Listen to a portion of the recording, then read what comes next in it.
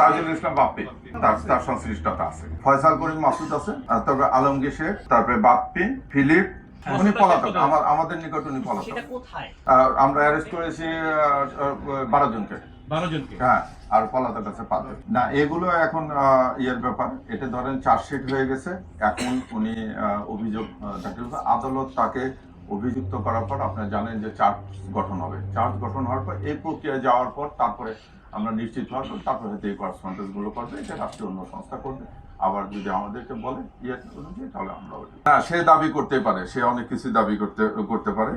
আমরা যেটুকু ঘটনা পারিপ্রেক্ষিকতা আপনি জানেন যে টোটাল 17 জনের বিরুদ্ধে আমরা চার্জশিট দিয়েছি বলতে, এই 17 জনকে জিজ্ঞাসাবাদ করে তাদের তথ্য প্রমাণ এটা তদন্ত করে আমরা যেতে পেরেছি, আমরা সেই অবস্থানে আছি। উনি পলাতক, আমাদের নিকট উনি পলাতক। কোথাও না, এটা জানলে তো আমি ধরে নিয়ে আসতাম। এটাও আমাদের তথ্য প্রমাণে আসছে, যেটুকু সেটুকু আমরা নিয়ে আসছি। আমরা অ্যারেস্ট করেছি 12 জনকে।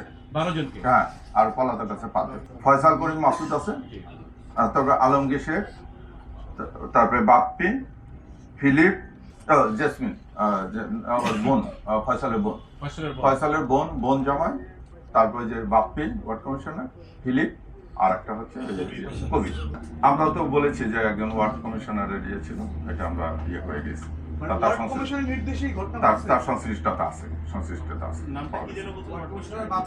তাজুল ইসলাম বাপ্পি এখনো রেজাল্ট আসেনি, রেজাল্ট এখনো পাইনি, তবে আমরা মোটামুটি নিশ্চিত হয়েছি যে প্রাথমিকভাবে যেটা জানা গেছে যে ওই তারাও ভিডিও বার্তাটা ঠিক আছে, কিন্তু অবস্থানটা ইয়েতে না।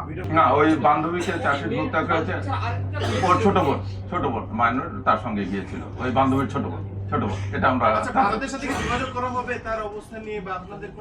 এটা আদালতে গিয়েছে, বিচার কার্য শুরু হলে পরবর্তী কার্যক্রম অবশ্যই গ্রহণ করা হবে।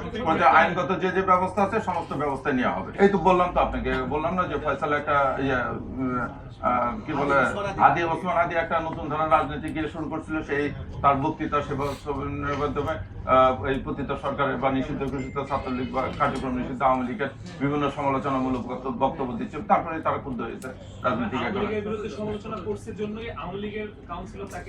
হ্যাঁ, এটা পরিষ্কার করছে, আমি একবারে আমরা যথেষ্ট প্রশ্ন নিয়েছি। আমার মনে হয় আমাদের একটু সময় আচ্ছা না, এখন পর্যন্ত এটা পেয়েছি। এরপর পরে যদি পাওয়া হয়, আমি বলেছি আপনাদেরকে যে যদি আসামি অ্যারেস্ট বা আসামি নিয়ে আসার পর বা যে কোনো তথ্য প্রমাণ হলে এটা পরিপূরক অভিযোগপত্র দাখিলের ইয়ে আছে, আমরা এটা করবো। ধন্যবাদ। আজকে আমাদের সংবাদ